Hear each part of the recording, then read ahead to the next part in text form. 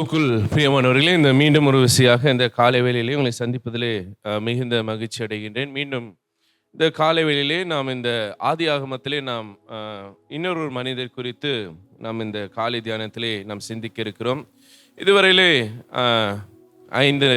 4 நாட்கள் 4 நிகழ்வுகளே 4 நபர்களை குறித்து நாம் ஆழ்ந்து சிந்தித்த. முதலாவது ஆதாம் ஏவாள் அவர்களை குறித்தும், அடுத்ததாக நோவாவை குறித்து அவருடைய காலத்து பேரழிவிலும் கர்த்தருடைய கிருபை குறித்து பார்த்தோம். 3வது நாள் ஆபிரகாம் விசுவாசத்தின் தந்தையை குறித்து, 4வது நாள் விசுவாசத்தின் தாய் சாராவை குறித்து நாம் பார்த்தோம். இன்றைய தினத்திலே மற்றொரு புதிய நபர், அவருடைய வம்சத்திலே வரக்கூடிய யாக்கோபு, அவருடைய வாழ்விலிருந்து ஒரு சில காரியங்களை நாம் பார்க்க இருக்கிறோம். இதுக்கு நான் கொடுத்துருக்கிற தலைப்பு பார்த்தீங்கன்னா ரெஸ்லிங் ஃபுட் ஸ்டெப் அப்படின்னு, அதாவது போராட்டம் இல்லை மல்யுத்தத்துக்கான வழித்தடங்களாக பார்க்கின்றோம்.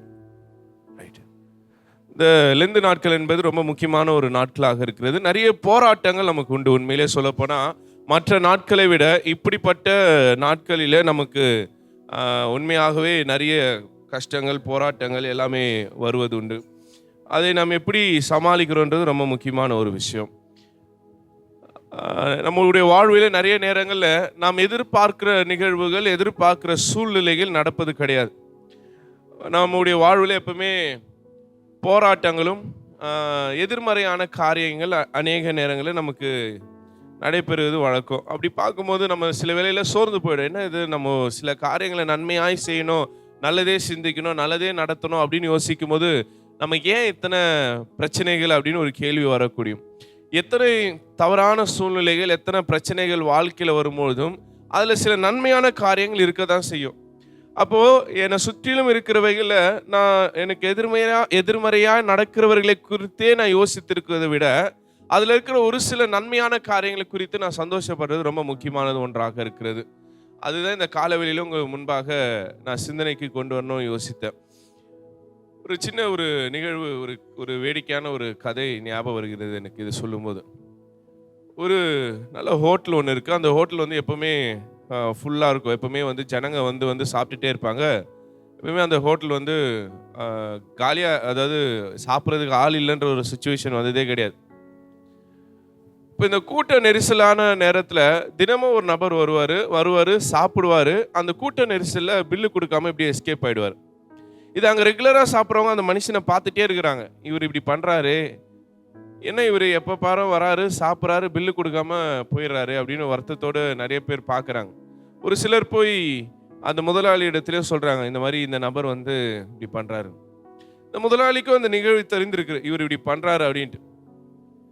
அப்போ ஒரு நாள் ஒருத்தர் போய் முதலாளிகிட்டே கேட்குறாரு, நாங்கள் இத்தனை வாட்டி சொல்லியும் அந்த நபர் இப்படி பணம் கொடுக்காம சாப்பிட்டு போகிறாரு, அவர் குறித்து ஏன் நீங்கள் கவலைப்பட மாட்டேங்கிறீங்க, அவர் ஏன் தடுக்க மாட்டேங்கிறீங்க அப்படின்னும் போது ஒரு காரியத்தை அவர் சொல்கிறார். இது உண்மையாக நடக்குமா நடக்காதான் நமக்கு தெரியல. ஆனால் அவர் சொல்கிற காரியம் அது எப்படி இருக்குது அப்படின்னு பார்த்தீங்கன்னா, என் ஹோட்டலில் நிறைய பேர் சாப்பிடணுன்னு என்னை விட ரொம்ப அதிகமாக அதுக்காக ஆயத்தப்படுகிற, அது குறித்து யோசிக்கிற ஒரு நபர் யாருன்னா அந்த ஆள் தான். ஏன்னா அவர் எப்படி சாப்பிட முடியும்னா, கூட்டம் இருந்தால் தான் அவரால் என்ன பண்ண முடியும், சாப்பிட முடியும். ஸோ என் ஹோட்டலுக்கு அதிகமான ஜனங்க வரணும், எல்லாரும் சாப்பிடணும், நிறைய பேர் சாப்பிட்டா தான் அவர் சாப்பிட முடியும். அப்போ இங்கே இதோடைய வளர்ச்சியை குறித்து முதலாளி என்னை விட இந்த ஆள் தான் இதை குறித்து ரொம்ப கரிசனையாக இருக்கிறாரு, அதனால தான் அவரை நான் விட்டுட்டேன் அப்படின்ற மாதிரி சொல்கிறாரு. சில நேரங்களில் நம்முடைய வாழ்க்கையில் தீமையான எதிர்மறையான செயல்கள் நடைபெறும் பொழுது அதில் இருக்கிற ஒரு சில நன்மையானவைகளை நம்ம யோசிக்கும் போது இந்த மாதிரி சின்ன சின்ன விஷயங்களை குறித்து நம்ம பெருசாக அலட்டிக்க வேண்டியதே கிடையாது.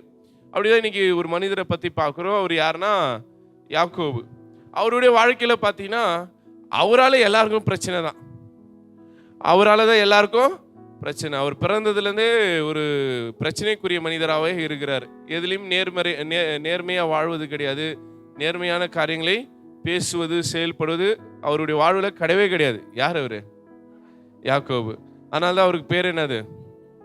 எத்தன் என்றால் ஏமாற்றுபவன். இப்படி ஒரு அழகான ஒரு பேரை பெற்றிருக்கிறார் நம்முடைய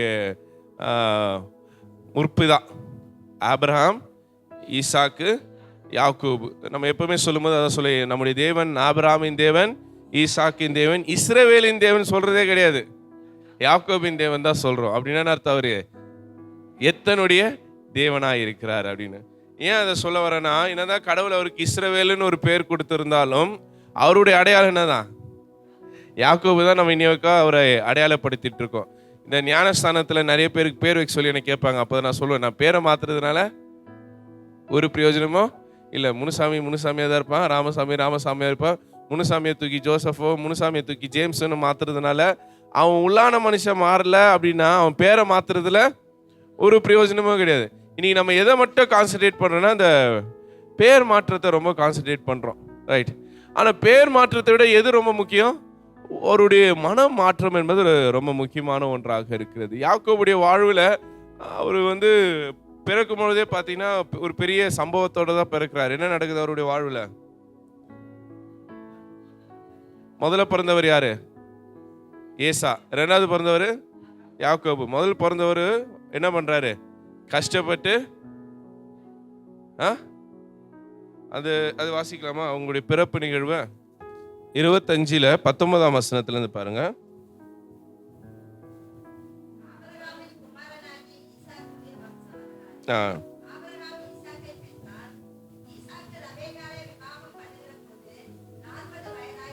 நாற்பது வயதாக இருந்தார் ஈசாக்கு.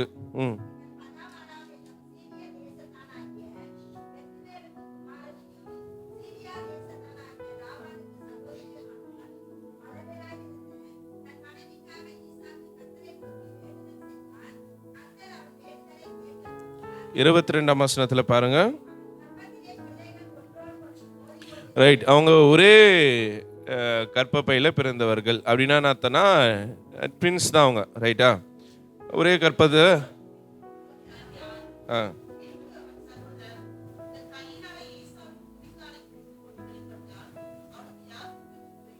ரைட். அப்போ ஒருத்தர் கஷ்டப்பட்டு என்ன பண்றாரு? வெளியே வர்றாரு. இன்னொருத்தர் என்ன பண்றாரு? வெளியே வர ஒரு காலை பிடிச்சிக்கிட்டு என்ன பண்ணிட்டார்? ஈஸியா வெளியே வந்துட்டார். அப்போ எல்லாத்துலேயும் இவருக்கு என்னதான்? ஷார்ட்கட் தான். நேர்மையா போயிட்டு ஜெயிக்கணும், நேர்மையா ஒரு காரியத்தை செய்யணும்னு இவருக்கு என்ன கிடையாது. இப்போ ஒரு குழந்தை வெளியே வரணும், அதுவே என்ன பண்ணணும்? முட்டி மோதி அதுக்கான வழியை கண்டுபிடிச்சி தான் வெளியே வரணும். நம்மளால் அப்படி கிடையாது. அண்ணன் வெளியே போறான், ரைட்டு, அவன் காலை என்ன பண்ணலாம்? பிடிச்சலான்னு சொல்லிட்டு அப்படியே என்ன பண்றாரு? ஷார்ட்கட் எடுத்துட்டு யார் வெளியே வந்துடுறாரு? யாக்கோபு வெளியே வந்துடுறாரு. அப்போ பிறப்புல இருந்தே யார் ஏமாற்றப்படுகிறார் என்றால் ஏசாதான். இங்க எனக்கு ஒரு பெரிய கேள்வி என்னன்னா, நியாயமா ஏசாவை தான் என்ன பண்ணிருக்கணும்? கடவுள் உயர்த்திருக்கணும். ஆனா இங்க என்ன பண்றாரு? யாக்கோபை உயர்த்துகிறார். இதுக்கு என்ன காரணம் இருக்குன்னு யோசிச்சிருக்கீங்க? முதல்ல இப்போ எல்லாவற்றிலும் நேர்மையா இருக்கிற மனுஷன் யாரு? ஏசாதான், ரைட்டா? ஆனா இவர் எல்லாவற்றிலும் ஒரு குறுக்கு வழி அப்படிதான் எல்லாரையும் ஏமாற்றி வரணும்னு தான் யோசிக்கிறாரு. ஆனா கடவுள் யாக்கோபை தெரிவு செய்வது நோக்கம் என்ன?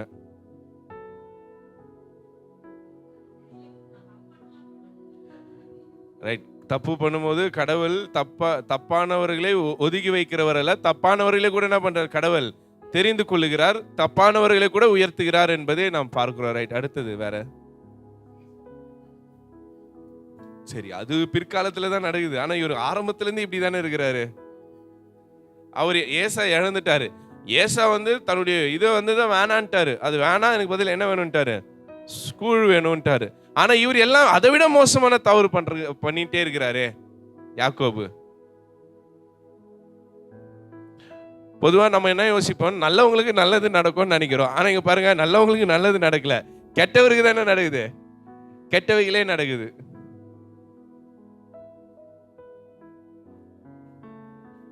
கடவுளுடைய தீர்மானம் அப்படின்னு நம்ம சொல்லலாம், ரைட்? இன்னொன்னு, இங்க ஒரு முக்கியமான காரியத்தை கர்த்தர் உடைக்கிறதாக நான் பார்க்கிறோம். முதல் தான் எல்லாமே அப்படின்ற அந்த கான்செப்ட் என்ன பண்றாரு?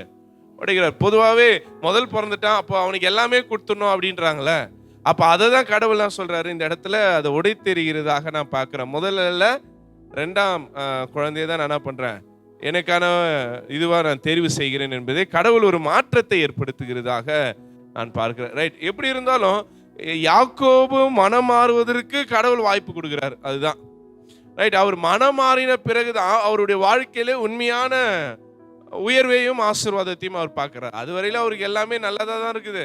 ஆனா அந்த நல்லதெல்லாம் நல்ல வகையில வரல. எல்லாமே எந்த வகையில தான் வருகிறது? தவறான வழியில வருகிறதா தான் நம்ம பார்க்கிறோம். முதல்ல பார்க்கும்பொழுது அவர் என்ன பண்றார்? தன்னுடைய அண்ணனை ஏமாற்றுறாரு. அண்ணனை எப்படி ஏமாத்துறாரு? ஒரு கூழுக்காக அவருடைய உரிமைகள் எல்லாம் என்ன பண்றாரு? வாங்கிக்கிறார். ரைட், அது ஒண்ணு. ரெண்டாவது தன்னுடைய தகப்பனை ஏமாத்துறார். என்னன்னு சொல்லி, நான் தான் மூத்த மக அப்படின்னு சொல்லி ஒரு பார்வை குறைபாடு இருக்கிறவரை, ஒரு வயதான ஒரு முதியவரை என்ன பண்றாரு? யாக்கோபு ஏமாற்றி அவருடைய ஆசீர்வாதம், தன் சகோதரனுடைய ஆசீர்வாதங்கள் எல்லாம் எல்லாம் வாங்கிக்கிறார். யார் வாங்கிக்கிறாரு? யாக்கோபு வாங்கிக்கிறார். ஆனா இதுக்கு பின்னாடி யாரு இருக்கிறாங்கன்னா, ரெபேக்காலும் இருக்கிறாங்க. அப்ப அம்மாவும் அங்க என்ன பிரச்சனை தான். அம்மாவும் யாரை தான் நேசிக்கிறாங்க? யாக்கோபை தான் நேசிக்கிறாங்க. ரைட், இதுக்குள்ள நிறைய கேள்விகள் நமக்கு இருக்குது. அந்த கேள்விகள் அப்படியே வச்சுக்கலாம். ஆனா இதுல என்ன காரியங்கள் நம்ம கத்துக்கொள்ளலாம் அப்படின்னு நம்ம யோசிக்கும் போது, நான் முதல்ல எடுத்துட்டு வருகிறது வந்து, அவருடைய போராட்டம் ரொம்ப முக்கியமான ஒன்றாக இருக்கிறது. யாருடைய போராட்டம்? யாக்கோபு. ஏன்னா அவருடைய ஆரம்பமே அவர் தவற ஆரம்பிச்சதுனால எல்லாவற்றிலும் அவருக்கு போராட்டம் தான். எங்க போனாலும் போராட்டம் தான். எங்க போனாலும் இவருக்கு, அதாவது நம்ம ஊர்ல ஒரு பழமொழி சொல்லுவோம், வல்லவனுக்கும் வல்லவன் வையகத்திலும் உண்டு அப்படின்வாங்க. இவரே ஏமாத்துக்கார, இவரே ஒருத்தர் ஏமாத்துறாரு. அவர் யாருன்னா இவங்க மாமனாரு. யார் அவரு? லாபான் வந்து யாரை ஏமாத்துறாரு? யாக்கோபையே ஏமாத்துறாரு. அது ஏமாத்துறாரா ஒரு நீதியா செய்யறாரா நமக்கு தெரியல. ரைட், இவர் என்ன பண்றாரு? தன் சகோதரனை ஏமாற்றி விட்டு தப்பித்து ஓடி வருகிறார். அதுக்கும் வழி யார் தான் சொல்றாங்க? அவங்க அம்மா தான் சொல்றாங்க. தப்பித்து ஓடி வரும்போது தான் எல் பெத்தேல்ல யாரோட ஒரு இது நடக்குது என்றால், கடவுளுடைய ஒரு இது நடைபெறுகிறது. ஒரு உடன்படிக்கையில கடவுள்கிட்ட வந்து சொல்லிட்டு ஒரு கல்லை வச்சுட்டு என்ன பண்றாரு? எங்க போறாரு? தன் மாமா வீட்டுக்கு, லாபானுடைய வீட்டுக்கு போறார். லாபானுடைய வீட்டுல போயிட்டு என்ன பண்றாரு? வேலை செய்யறார். உண்மையிலே நல்ல வேலை செய்யறாரு. எத்தனை வருஷம் வேலை செய்யறாரு? 20 மொத்தம் 20 வருஷம். முதல் 7 வருஷம் யாருக்காக வேலை செய்யறாரு? ஆனா ராகேலுக்காக, தன்னுடைய விருப்பமான தன்னுடைய மனைவிக்காக அப்படி வேலை செய்யறார். ஆனா என்ன பண்ணிட்டாரு மாமனாரு? ராகேலுக்கு கொடுக்காம லேயால கொடுத்துட்டார். மூத்த மகளை கொடுத்து விட்டார். ஆனா அங்க என்ன பிரச்சனைனா, எல்லாமே வந்து அவர் வந்து லேட்டா தான் ரியலைஸ் பண்றாரு. ரைட், திருப்பி என்ன பண்றாரு? ராகேலுக்காக அடுத்த 7 வருஷம் என்ன பண்றாரு? வேலை செய்யறார். சரி, இது ரெண்டுத்தையும் முடிச்சிட்டார். இப்போ 14 வருஷம் ஆயிடுச்சு. இப்போ அது இல்லாம 2 வேலைக்காரிகள். யாரெல்லாம்? அவங்க 2 பேரு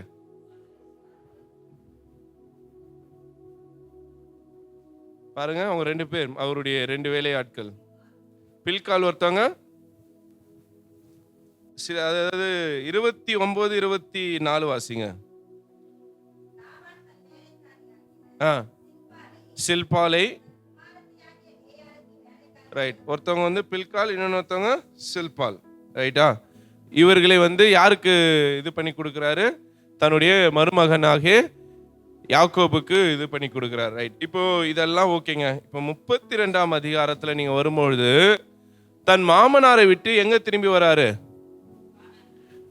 தன் சகோதரிடத்தில் திரும்ப வருகிறது நிகழ்வு நடைபெறுகிறது 32ல. ஏன் அவர் திரும்பி வருகிறார்? அண்ணனுக்கு பயந்து தானே பண்றாரு. மாமா வீட்டுக்கு போறாரு, அங்க கல்யாணம் எல்லாம் பண்றாரு, அங்க குடும்பம் எல்லாம் பெற்றெடுக்கிறாரு. அதுக்கப்புறம் என்ன பண்றாரு? அவருடைய பரிவாரங்களை கூட்டிக் கொண்டு எங்க வராரு? தன் சகோதரனை மீண்டும் சந்திப்பதற்கு திரும்ப வராரு. ஏன் அவர் திரும்ப வருகிறார்?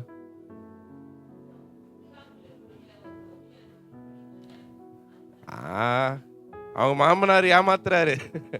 அதனால வேண்டாம், என்ன பண்ணலாம், நம்ம அண்ணாங்கிட்டே போயிடலாம். ஏன் ஏமாத்துறாருன்னா, அந்த ஆடு விஷயத்துல என்ன பண்றாரு? இவர் வந்து ஏதோ ஒரு டெக்னிக் பண்ணி இவருடைய ஆடுகள் என்ன பண்றாரு? நிறைய விருத்தி அடைய செய்கிறாரு. ஆனா மாமா வந்து அதை திருப்பி என்ன பண்றாரு? இவரை கூலிகளை மாற்றி மாற்றி கொடுக்கறதுனால போதும் அப்படின்னு முடிவு பண்ணிட்டு எங்க திரும்பி வராரு? தன்னுடைய கடவுள் போக சொல்றாரு. ஆனா அவருக்கு அந்த இடத்துல என்னன்னா ஒரு ஃபுல்ஃபில்மெண்ட் இல்லை. அதுதான் உண்மை. தன் மாமா வீட்டுல என்ன இல்லை, அவருக்கு ஒரு நிறைவு இல்லை. சரி, இங்க நம்ம வந்து இப்படி ஒரு வாழ்க்கை வாழ்வதற்கு என்ன பண்ணலாம்? சகோதரங்கிட்டே போயிடலாம் அப்படின்னு போறார். ஆனா போகும்போது எப்படி தான் போறார்? திருப்பியும் பயத்தோட தான் போறார்.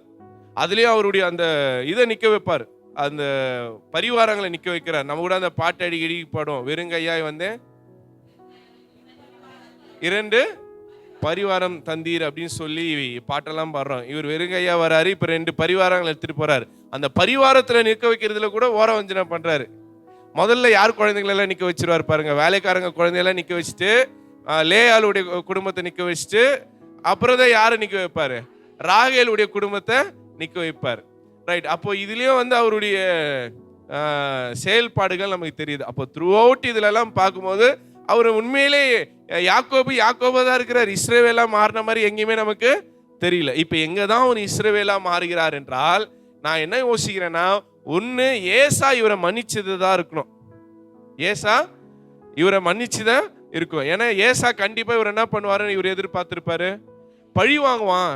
ஏன்னா ஏசாவுக்கு எவ்வளவுலாம் துரோகம் பண்ண முடியுமோ அவ்வளவு துரோகம் இந்த மனுஷனா பண்ணிட்டாப்ல, தன்ன சகோதரனுக்கு பண்ணிட்டாப்ல. ஆனாலும் ஏசா என்ன பண்ணிட்டாரு, இவரை பார்த்த உடனே கட்டி அணைத்து தன்னுடைய அன்பை வெளிப்படுத்துகிறார். இன்னொன்னு, ஃபர்ஸ்ட் போகும்போது கடவுளோட ஒரு என்கவுண்டர் இருந்தது.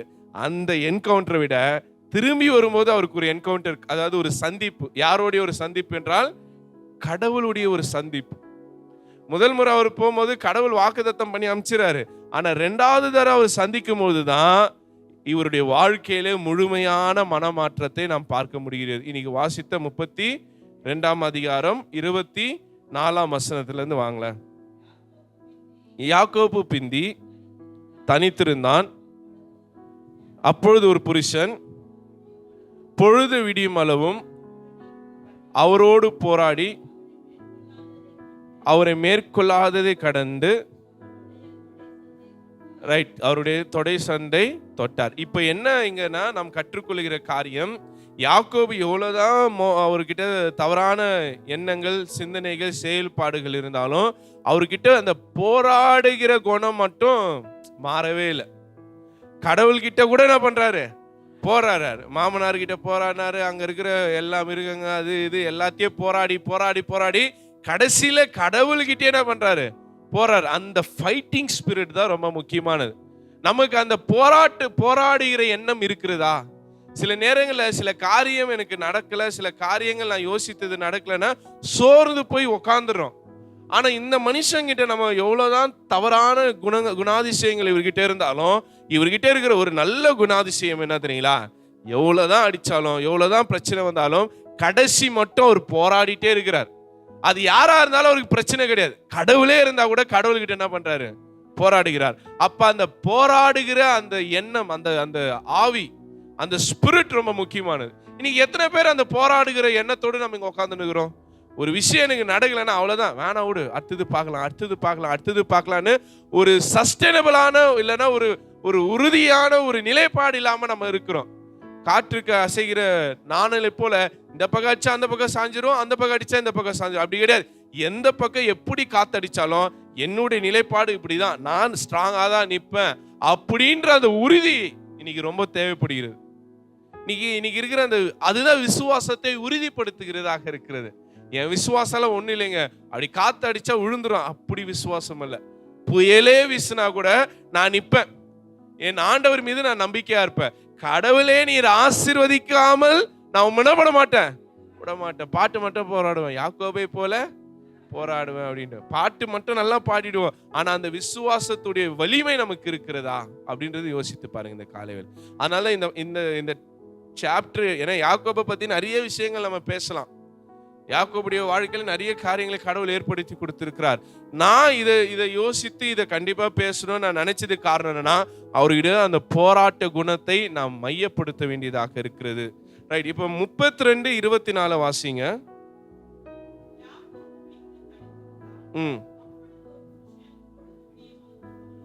ரைட். இங்க ஒரு வார்த்தை ரொம்ப முக்கியமானது. யாக்கோபு 2 பரிவாரங்களோடு இருக்கிறாரு. ஆனா அவர் எப்படி இருக்கிறாரு? இங்க உங்களை பலப்படுத்துகிற நேரம் தனிமையான நேரங்கள். யோசித்து பாருங்க. 1000 பேர் உங்களை சுத்திலும் இருக்கலாம். அவங்க கூட இருக்கிற தைரியத்தை விட நீங்கள் தனிமையாக இருக்கும்போது உங்களுக்கு இருக்கிற தைரியம் ரொம்ப பெருசு. சோர்ந்து போயிடாதீங்க. நான் தனியா இருக்கிறேன், என் கூட யாருமே இல்லைன்னு வருத்தப்படாதீங்க.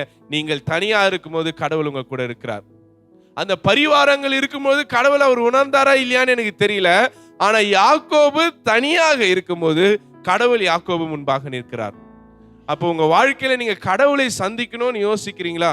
You want to encounter the god அப்படின்னு நீங்க நினைச்சீங்கன்னா நீங்க இமீடியட்டா பண்ண வேண்டியது தனித்திருங்க. நீங்கள் தனிமையாக இருக்கும்போது கர்த்தர் உங்களோடு இருக்கிறார். ரொம்ப அழகா அந்த வசனம் சொல்கிறது. யாக்கோபு பிந்தி தனித்திருந்தான். பிந்தி அப்படின்னும் போது இட் ஆல் அரவுண்ட் அப்படி லேட் நைட், எல்லாம் போய் தூங்கிட்டு இருப்பாங்க. யாரு? அவர் கூட்டின்னு வந்த பரிவாரங்கள் எல்லாம் தூங்க வச்சுட்டு இவர் என்ன பண்றாரு? ஆயத்தமாயிட்டு இருக்கிறார். நாளைக்கு யாரை சந்திக்க போறாரு? ஏசாவை சந்திக்க போறாரு. ஸோ அப்படி ஆயத்தமா இருக்கும்போது என்ன நடக்குது அப்படின்னு பார்த்தீங்கன்னா, அவர் வந்து கடவுளோடு தன்னுடைய நேரத்தை ஸ்பெண்ட் பண்றதா பார்க்குறோம். ரைட். இப்போ அடுத்தது வாசிங்க, 32:28 வாசிங்க. ம்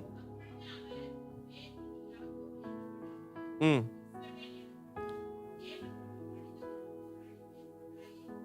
தேவனோடும் மனிதரோடும் போராடி மேற்கொள்ள. நான் சொல்ல வந்த முதல் குறிப்பு வந்து யாக்கோபுடைய அந்த போராட்டங்களின் வழித்தடம், போராட்டத்தின் வழித்தடம், ஃபுட் ஸ்டெப் ஆஃப் ஸ்ட்ரகிள். அதுக்கு தான் அந்த 24ஆம் வசனத்தை மையப்படுத்தினேன். இப்போ ரெண்டாவது குறிப்பு 32ஆம் அதிகாரம் 28ஆம் வசனம். இது வந்து மாற்று உருவாக்கத்தின் வழித்தடம், transformation, the foot step of transformation. யாக்கோபை கர்த்தர் இஸ்ரவேலராக மாத்துறார். பேர் மாத்திரத்தை நாங்க பேச விரும்பல. நான் என்ன பேச விரும்புறேன்னா, அவருடைய செயல்பாடுகளை கர்த்தர் மாற்றுகிறார், அவருடைய எண்ணங்களை கர்த்தர் மாற்றுகிறார். அதுவரையில எப்படியாவது ஏமாத்தி, எப்படியாவது யாரையாவது கீழே தள்ளி, யாருடைய பொருளை அபகரித்து, யாருடைய பொருளை ஏமாற்றி முன்னேறலான்னு நினைச்சிட்டு இருக்கிற எத்தனை கர்த்தர் பேர் மாற்றத்துக்குள்ளாக கொண்டு வரல, மனமாற்றத்துக்குள்ளாக கொண்டு வருகிறார். இன்னைக்கு நான் மறுபடியும் வலியுறுத்துது, நீங்க உங்க பேர் என்ன வேணா இருக்கட்டும், அது நமக்கு பிரச்சனையே கிடையாது. உங்க பேர்ல எதுவுமே ப்ராப்ளமே கிடையாது, உங்கள் மனசுல தான் ப்ராப்ளம். நிறைய நேரத்தில் நான் பேர் மாத்திக்கிட்டேன்றது நம்ம ஏமாத்திக்கிறோம் கிடையாது. இந்த இடத்துல கடவுள் அவருடைய செயல்பாடுகளை மாற்றுகிறார். யாருடைய செயல்பாடுகளை? யாக்கோபுடைய செயல்பாடுகளை. நீ இதுவரையிலே என்ன சொல்ல அழைக்கப்பட்டாய்? யாக்கோபு என்று அழைக்கப்பட்டாய். ஆனால் நீ 2 பேர்கிட்ட போராடி இருக்கிற. ஒன்னு மனுஷங்கிட்ட போராடி இருக்கிற, அடுத்தது தேவனோடு போராடி இருக்கிற. அவருடைய போராட்டம் 2 பேர்கிட்ட நடக்குது, மனிதர்களோடும் கடவுளோடும். மனிதர்கள்னா அவரை சுத்தி எத்தனை மனிதர்கள் அவருக்கு எதிராக சதி திட்டங்கள் தீட்டியும் அதை எல்லாத்தையும் யார் மேற்கொள்கிறாரு? யாக்கோபு மேற்கொள்கிறார். அவர் எல்லாவற்றிலும் ஹார்ட் ஒர்க் போடுறார். அதுதான் மாமா அத்தனை முறை ஏமாத்துறாரு, மாத்தி மாத்தி கூலி கொடுக்கிறாரு. ஆனா அத்தனை முறை அவர் என்ன பண்றாரு? உழைக்கிறார். உழைப்பு தான் அவருடைய எல்லாமே இருக்குது. இன்னைக்கு நீங்க வந்து ஆசீர்வாதங்களை, நன்மைகளை பெற்றுக்கொள்ளணும்னா நம்ம உழைக்காம கிடைக்காது. நீங்கள் உழைச்சா கடவுள் ஆசீர்வதிப்பார். நிறைய நேரத்தில் நான் ஜோம் பண்ணா கடவுள் என்ன ஆசீர்வதிப்பாருன்னு நினைக்கிறீங்க. நீங்க ஜோம் பண்ணா கடவுள் ஆசீர்வதிக்க மாட்டாரு. நீங்க ஜோம் பண்ணுங்க, அதோட கூட என்ன பண்ணுங்க? உழைங்க. நான் பசங்கள்லாம் பார்த்தீங்கன்னு வச்சிங்களேன், இந்த பிப்ரவரி மாதம் வந்துட்டாங்கன்னு வச்சிங்களேன், அவங்கள போல ஒரு பரிசுத்தவானே இருக்க முடியாது. வருஷம் ஃபுல்லாக ஜாலியாக இருந்துருவாங்க. பிப்ரவரி மார்ச் மாதம் எக்ஸாம் வந்துட்டா போதும், காலைல எழுந்துச்சு முட்டி போட்டு ஜெபம் பண்ணுறது என்ன, பைபிள் படிக்கிறது என்ன, பிரசங்கம் கேட்கறது என்ன. நான் தான் சொல்லுவேன், நீ பிரசங்கம் கேட்டு பைபிள் படித்து ஜெபம் பண்ணால் மட்டும் கடவுளோட பாஸ் பண்ணுற மாட்டாரு. குதிரை நீ யுத்த நாளுக்கு என்ன பண்ணியிருக்கணும்? ஆயத்தமா. யுத்த நாளுக்கு ஆயத்தமாகனா, நாளைக்கு யுத்தம்னா இன்னைக்கு ஆயத்தமாக கூடாது. 365 நாளா நீ என்ன இருக்கணும்? ஆயத்தமா இருந்தாதான் 365வது நாள் கடவுள் என்ன கொடுப்பாரு? ஜெயத்தை கொடுப்பாரு. அப்ப நீ ஆயத்தமா அவளை நான் ஜோமனா கடவுள் செய்வானா? கண்டிப்பா கடவுள் செய்ய மாட்டார். அப்ப நீ ஆயத்தப்படு. அப்ப நீ ஒரு காரியத்துல கர்த்தர் உன்னை ஆசீர்வதிக்கணும் அப்படின்னா, கர்த்தரை நம்புகிறவன் செழிப்பான்னு வசனத்தை எழுதினா மட்டும் போதாது. என்ன பண்ணும்? உழைக்கணும். உழைக்கிறவர்களை கர்த்தர் ஆசீர்வதிப்பார். அப்ப இங்க யாக்கோபுடைய வாழ்க்கையில அவர் மனிதரிடத்திலும் என்ன பண்ணியிருக்கிறாரு? போராடி இருக்கிறார். கடவுளிடத்திலும் அவர் போராடி இருக்கிறதாக நாம் பார்க்கிறோம். அப்ப அது அந்த போராட்டம் தான் அவரை ஒரு மறு உருவாக்கத்துக்கு நேராய், டிரான்ஸ்ஃபர்மேஷனுக்கு நேராய் கொண்டு செல்லிருக்கிறது. இந்த லெந்து நாட்களே என்னன்னா ஒரு டிரான்ஸ்ஃபர்மேஷன் தான். டெய்லி நம்ம போராடுறோம். காலைல ஏஞ்சிக்கிறதுக்கு போராடுறோம், உபவாசத்துல போராடிட்டு இருக்கிறோம், ஜெபத்துல போராடிட்டு இருக்கிறோம், உலக காரியத்துல போராடிட்டு இருக்கோம். இங்க காலைல ஏஞ்சிக்கிட்டு ப்ரேயர் பண்ணிக்கிட்டு இங்க வந்து அட்டென்ட் பண்ணிட்டு திருப்பி போய் வேலைக்கு போய் வேலை செஞ்சுட்டு தான் இருக்கும். எதுலையுமே நம்ம என்ன பண்றது கிடையாது, காம்ப்ரமைஸ் பண்றது கிடையாது. அப்போ இந்த போராட்டங்கள் தான் இந்த 40 நாள் முடிக்கும் போது நம்ம ஒரு டிரான்ஸ்ஃபர்மேஷனுக்குள்ளாக கொண்டு போக போகுது. அப்போ இது ஒரு பயிற்சி. கடவுள் நம்மை பலப்படுத்துகிறார். ஏன் இந்த மல்யுத்தம்ன்ற அந்த டாபிக்கே கொடுத்தேன்னா, மல்யுத்தத்துக்கு போறவன் சும்மா போக மாட்டான். இன்னைக்கு தூங்கி எழுந்துட்டு போய் யுத்தத்துக்கு என்ன பண்ண மாட்டான்?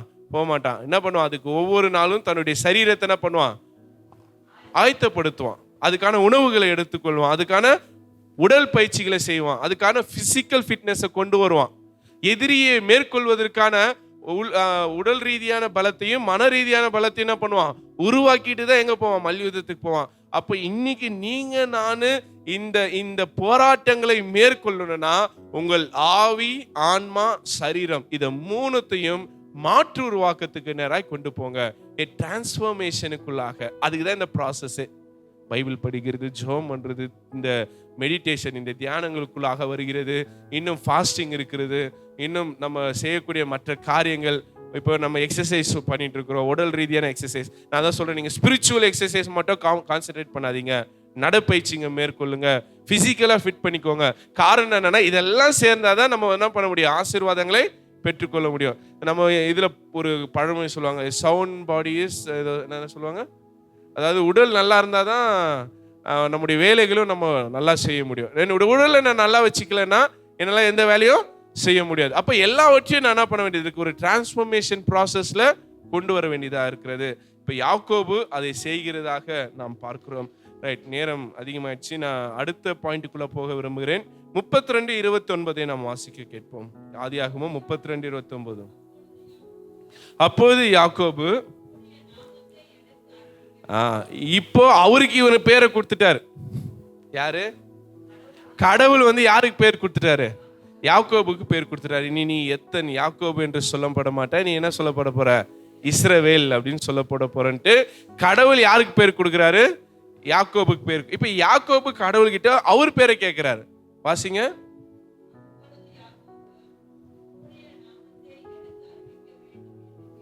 உம்முடைய நாமத்தை எனக்கு அறிவிக்க வேண்டும் என்று கேட்டார். அதற்கு அவர், நீ ஏன் என் நாமத்தை கேட்கிற, நீ எதற்கு என் நாமத்தை கேட்பானே என்று சொல்லி அங்கே அவரை ஆசீர்வதித்தார். அப்போ இதுவரையிலே இந்த கடவுளுடைய பேர் உங்களுக்கு என்ன பண்ணல, தெரியல. யாருக்கு தெரியல? யாக்கோபுக்கு தெரியல. இப்ப கடவுளுடைய பேர் எங்க தான் வெளிப்படுத்தப்படுகிறது என்றால் மோசே கிட்ட தான் வெளிப்படுத்தப்படுகிறது. தான் இருக்கிறவராகவே இருக்கிறேன். ஆனா அதுவரையிலே மத்தவங்க பேரை வச்சுட்டாங்க. ஆனா ஆபிரகாம் வச்சுதான் நம்ம பார்க்கல, ஈசாக்கு வச்சுதான் பார்க்கல, யாக்கோபு வச்சுதான் பார்க்கல. நான் அன்னைக்கே சொன்னேன், யார் தான் வச்சாங்க? ஆகார் வச்சிருக்காங்க.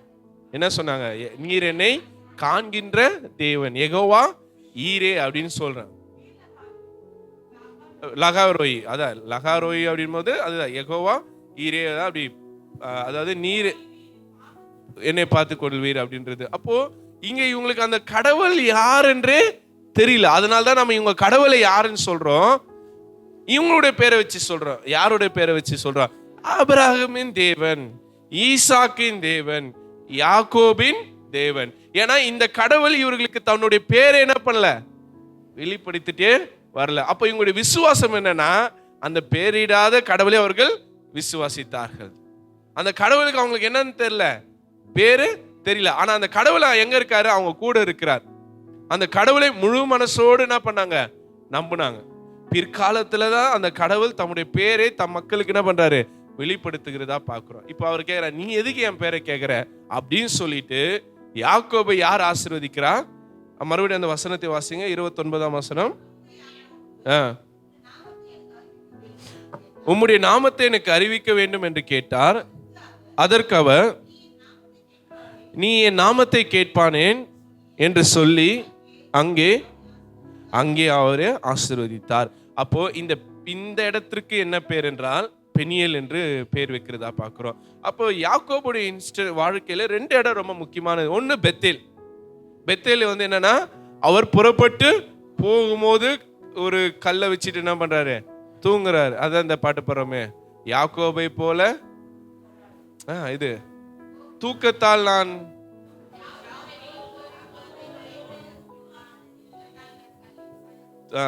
தூங்கினாலும் என் கனாவில் நோக்கி உண்மையில் கிட்டி சேருவேன் அப்படின்னு சொல்றோம். அப்போ யாக்கோபு முதல்ல கடவுளை சந்தித்த இடம் பெத்தேல். அதனால இந்த இடம் தேவதூதர்கள் மெய்யாலும் ஏறுகிற இறங்குகிற இடமா இருக்கிறதுன்னு சொல்லி அந்த இடத்துக்கு என்ன பேர் வைக்கிறாரு, வானத்தின் வாசல் சொல்லி எல் பெத்தேல் என்று பேர் வைக்கிறார். எல்னா அர்த்தம்னா கடவுள்னு அர்த்தம். El Shaddai, El Roi, El Elohi அப்படின்னா எல் அர்த்தம் கடவுள். அப்போ பெத் அப்படின்னா வீடு. நான் ஏற்கனவே சொல்லியிருக்கேன், பெத்சைடா, பெத்தானியா, பெத்லெஹேம் அப்படின்னு. அப்போ எல் பெத்தேல் அப்படின் போது கடவுளின் வீடு. ரைட்டா? இப்போ இது வந்து பெண்ணியல் அப்படின்றார். பெண்ணியல் அப்படின்னா அதுக்கு என்ன விளக்கம் சொல்றாங்க? தேவனை முகமுகமாய் சந்தித்தேன். அப்போ இந்த இடத்துல யாக்கோபு முகமுகமாய் கடவுளை சந்தித்ததாக உணர்கிறார். அந்த பெண்ணியலில் கடவுள் யாரை ஆசீர்வதிக்கிறார்? யாக்கோபு. யாக்கோபு யார் என்றால் போராடுகிறவனாகவும் தன்னை மாற்றுருவாக்கத்துக்கு ஒப்பு கொடுத்தவனாகவும் நிறைவாக கர்த்தரின் ஆசீர்வாதங்களை பெற்றுக்கொண்டவனாக. அப்போ முதல் காரியம் ஃபுட் ஸ்டெப் ஆஃப் என்னது, போராடுகிறவன், அதாவது wrestling. Foot step of struggle அப்படின்னு சொல்ற ஃபர்ஸ்ட் பாயிண்ட் வந்து ஃபுட் ஸ்டெப் ஆஃப் ஸ்ட்ரகிள், போராட்டத்தின் வழித்தடம். இரண்டாவது மாற்று உருவாக்கத்தின் வழித்தடம். மூன்றாவது ஆசீர்வாதத்தின் வழித்தடம். இதெல்லாம் எங்க நடக்குது? பெண்ணியலில் நடக்கிறது, கர்த்தருடைய சந்ததியில் நடக்கிறது. நீங்கள் கர்த்தரிடத்தில் தேடி வரும்போது நீங்கள் கர்த்தரிடத்தில் போராடி உங்கள் தேவைகளை சந்திக்கணும்.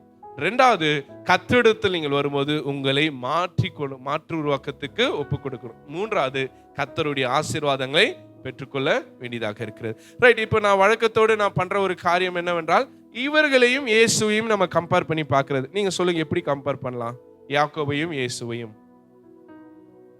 ஏதாவது ஒரு நிகழ்வோடு கம்பேர் பண்ண முடியுமா?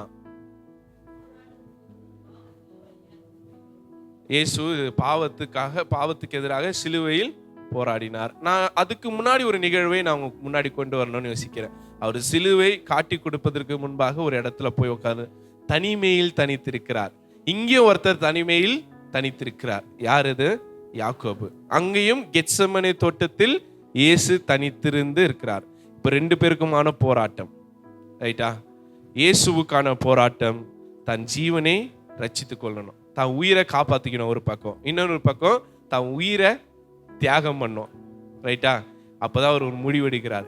இந்த பாத்திரம் எங்க விட்டு நீங்க கூடுமானால் நீங்கும்படி பிதாவே சித்தத்துக்கு என்ன பண்ற ஒப்பு கொடுக்கிறேன்னு சொல்லி அந்த தோட்டத்துல அந்த போராட்டத்துல இயேசு ஒரு முடிவு எடுக்கிறார். எந்த இடத்துல? கெத்செமனேல இயேசு தனித்திருக்கும் போது. ரைட். அங்கே இயேசுடைய போராட்டம் எது வரையிலே வருகிறது என்றால் சிலுவை வரையிலே வருகிறது. ரைட். இப்போ இயேசு டிரான்ஸ்ஃபார்ம் ஆகிறார். என்ன டிரான்ஸ்ஃபார்ம் ஆகிறார்? மரித்து உயிர் தேழப்படுகிறார். ரைட்டா? மூன்றாவது, இயேசு நம்ம எல்லாருக்கும் ஆசீர்வாதமாக மாறுகிறார். ரைட். அப்போ யாக்கோபுடைய வாழ்க்கையும் இயேசுடைய வாழ்க்கையும் இந்த இடத்துல நான் கம்பேர் பண்ண விரும்புறேன். எந்த இடத்துல? கெத்செமனே. இயேசு அதுவரையிலே மனுஷராக தான் இருக்கிறார். எது வரையில? கெத்செமனே வரையிலே அவர் மனிதராக தான் யோசிக்கிறார். அதனால்தான், இல்லைன்னா அவருக்கு வந்து கடவுளா அவர் யோசித்திருந்தா சிலுவை பாடலாம் அவருக்கு ஒண்ணுமே கிடையாது. அதெல்லாம் ஒரு வழியே இல்லை. ஏன்னா அவர் கடவுள் இல்லை. அங்க இருக்கும்போது அவர் யார் தான்? நம்மை போல மனுஷன பாடுள்ள மனிதனாக இருக்கிறார். அப்ப அவருக்கு வாழனோர் ஒரு பக்கம் என்ன இருக்கு? ஆசை இருந்திருக்கு. ஒரு பக்கம் கடவுளுடைய சித்தத்துக்கு தன்னை ஒப்பு கொடுக்கணும். அந்த போராட்டத்தில் கடவுளுக்கு என்ன தன்னை இயேசு ஒப்பு கொடுக்கிறார். அப்ப இந்த கம்பேரிட்டிவ் இதுல நான் வந்து யாக்கோபுடைய வாழ்வுல இந்த பெண்ணியல் நிகழ்வையும் இயேசுடைய வாழ்விலே கெத்செமனே நிகழ்வையும் நான் நினைத்து பார்க்க விரும்புகிறேன். கெத்செமனே நிகழ்வு பார்த்தீங்கன்னா மத்தேயுல வருதுன்னு நினைக்கிறேன். லூக்கா 22:44. அவர் மிகவும் வியாகுலப்பட்டு அதிக ஊக்கத்தோடு ஜெபம் பண்ணினார். ரைட். அவருடைய வேர்வை, அவருடைய அந்த கூக்குரல், அவருடைய அழுகை என்பது ரத்தமாக மாறும் அளவில் அவர் மனம் கசந்து அந்த இடத்துல போராடுகிறதாக நாம் பார்க்கிறோம். ரைட். அப்புறம்